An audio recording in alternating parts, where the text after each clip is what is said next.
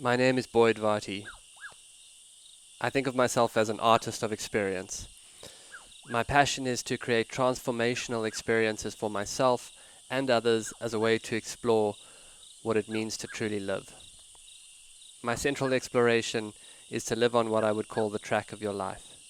To me, this is to live courageously towards the discovery of what you are called to and to what life asks of you. So much of how I live has been informed by my passion as an animal tracker. I'm following the trail of my own life and reporting back. This show is a daily broadcast from a treehouse on the Londolozi Game Reserve in the wild eastern part of South Africa. Londolozi is a 14,000 hectare wilderness reserve adjacent to the Kruger National Park. The land is home to lion, leopard, rhino, elephant and buffalo, as well as a variety of other animals. I am your host, Boyd Varty. My goal is to spend 40 days and 40 nights alone in the wilderness to explore the archetype of the mystic in nature and hone my skills as a tracker. These are my daily stories. Day 36. Never punch a monkey. Journal entry. In the silence by the fire, I suddenly heard growling. The sound was so constant, I thought for a moment I was hearing an engine of a generator on the breeze. Then I realized it was an animal sound. Because the fire was crackling, I then thought it might have been one of the numerous octaves of rumbling that an elephant can produce, but a few minutes later I heard it again. This time I could clearly pinpoint where it was coming from, and that it was the sound of cats mating, but without the very specific sharp growling a leopard makes at the end of copulation. Lions, close by somewhere, down the river bank and towards the back of the camp. My mind flashed to my grandfather, who would regularly get awoken in the middle of a moonlit night by his friend and tracker Winnis, who had heard lions growling near the camp. He would put his boots on with his pajamas and set off to investigate. So in line with this family tradition, I grabbed my big torch and walked in the clear moonlight down the entrance road of the camp. I kept the torch off to allow my eyes to become accustomed to the night. The moon was so bright I threw a shadow. I walked and listened, extremely alert. I knew if the lions were mating, I only need wait a bit and I would hear them again. I stood very still. I could hear myself breathe as I waited in the moonlight, alert.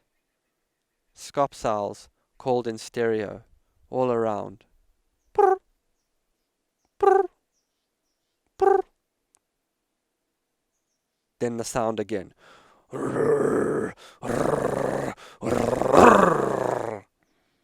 I moved fast towards the growling, knowing that the lions would be engaged and not hear me. Then I saw the male and the female under him. I positioned myself near a tree, a good distance away. The sight of the lion in the moonlight was terrific, his body silhouetted and his huge mane like a symbol of power. The air was very cool, and the cat stood and began to walk away from me on a hippo path towards the river. Watching them move in the night and to be alone had a feeling of something astonishingly private, something that I will always have that is just for me. I may tell the story, but no one will ever really understand how I felt that night, how close to myself, how close to something simultaneously tangible and completely intangible I stood. I went back to the fire and just sat there for a long time. I didn't read or write, I just sat. It's become a very welcome way of being, but still as I do it, I think of how distracted I had become before, never just sitting anywhere without listening to or looking at or texting something. This kind of empty fire sitting is a way of being with your own being. It's very healing. Afterwards I went up to the tree, and when I got into the net the branches were reflected on the netting like a Japanese painting. I've been rereading Bourdain's first book, thinking about how books are an incredible way to send ideas and personality through time. I have 2 hurricane lanterns next to the bed, and they throw a warm orange glow that's fine for a bit of reading. Little did Bourdain and I know what lay ahead of us that night. I went to sleep as I usually do at about 8:15. At 2 a.m. I was awakened by the sound of something landing on the deck of the tree, a flat thump. It was so cold, so I stayed under the blanket. Next thing I knew, a spray was hitting my face, and then more thudding sounds. For a second, I thought it was raining. I looked to the sky and saw stars. I briefly flashed on the thought of a spitting cobra. Liquid splashed onto Bourdain's face on the book next to me, and then across onto mine. A turd hit the top of the net, and then another. And that's when I realized Bourdain and I were getting pissed on. I leaped out of bed, wiping urine from my eyes, wondering if in all his years of adventure, Bourdain thought he would get posthumously pissed on by a monkey in Africa while in bed with another man. At this moment, the rest of the troop, all sleeping secretly in the top of the tree, were awakened by my shouts and the shining of the torch up into the branches. This unnerved them all, and what followed was a full troop 2 a.m. ablution. Crap rained down like mortars, urine like jungle napalm. I had the feeling of being in a rainforest. I grabbed one of the tarps, half blinded with monkey piss, and pulled it over my head. The troop, now flustered, started throwing themselves across the divide between my tree and the next. It occurred to me that I had been out of the camp later than usual, just at the time when monkeys roost, and that is why this issue had arisen on day 36. You never really know when you'll get pissed on by a monkey. You can always add that to your gratitude list. Did not get pissed on by a monkey today. Tick. Bourdain's face on the cover of his book had taken a nasty strafing, and some crap was through the gauze of the net like half-grated cheese. The blanket was wet, which sucked because it was hellishly cold. I once got in a fight with a monkey that tried to steal my breakfast muffin off a buffet. Afterwards, I had thought of writing a memoir called Never Punch a Monkey and Other Tales. Another time, I was talking to a woman who was on retreat. It was a breakfast coaching session at the lodge, and she was holding a slice of buttery toast while saying to me, "My whole life, I just feel like all the things I care about get taken from me." As if on cue, a monkey jumped up and yanked her toast from her hand, startling her and then causing her to sob, which proved very helpful because it took her to the release she much needed. Once at the Londolozi camp, one monkey learned of the cheese platters that were put out at night.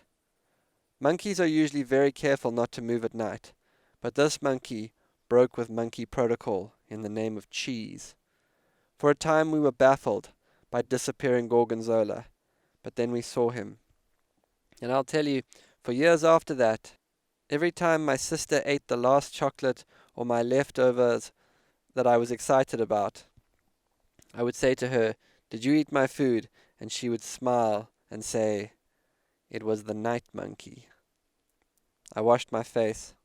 I ate an apple. I was wide awake at 2 a.m. I put on my dry-as-a-bone coat and took some towels for additional warmth and sat in my chair, asking what nature was trying to teach me. Some kind of monkey kink? Never drop your guard. Never trust your roost mates.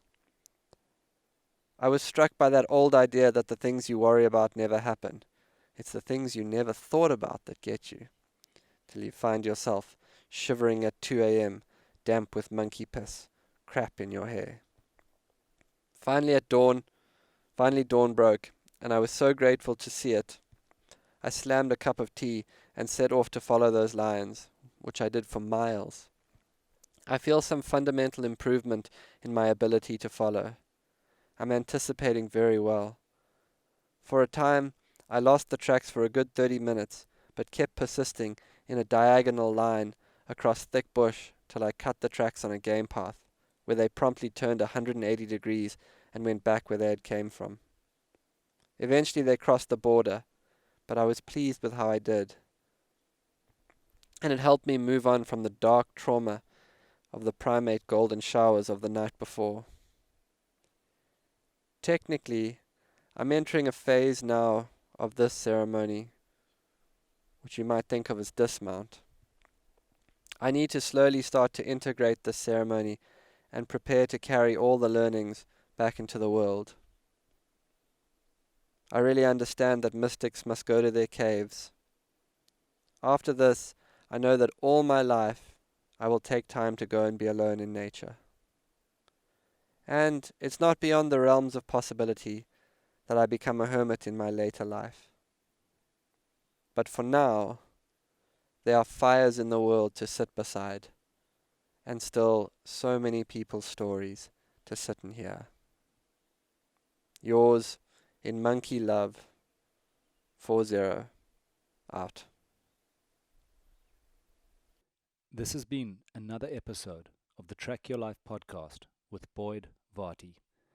Follow us on Instagram at Boyd_Varty, Twitter at Boyd Varty.